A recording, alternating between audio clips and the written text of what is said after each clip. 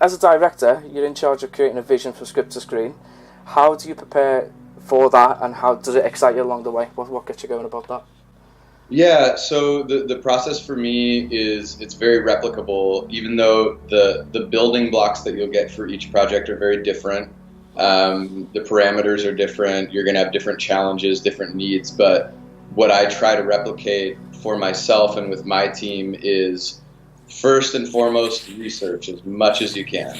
Learn anything and everything you can. If it's a music video, learn, memorize the track, learn why it was made, figure out what, talk to the audio engineer, talk to whomever you can that helped write it, any information you can, and then write down as many bad ideas as you can, as fast as you can. So like step 2 is just write. And then step 3 is don't think about it. Just wait a day or two, get your head out of it, because I think it's very important to make sure that you have good taste in making decisions about what you're doing, right? And I think that this is one of the biggest issues that a lot of creatives bump into, is that they don't take the time to give themselves perspective, because our timelines are so tight. You have to do that. You have to depart,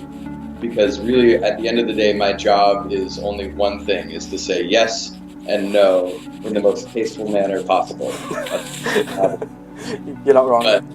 Right, but it's like the wrong yes or the wrong no can be disastrous. So take some time, even if it's just a day, then come back, narrow those ideas down and weigh them against the research that I've done.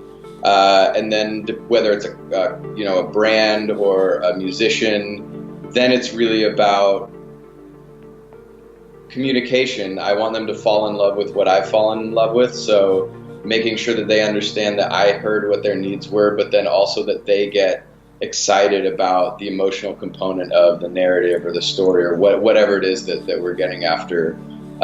So that's usually what that sort of prep process is like. And does that excite you along the way? That build up, does that really excite you?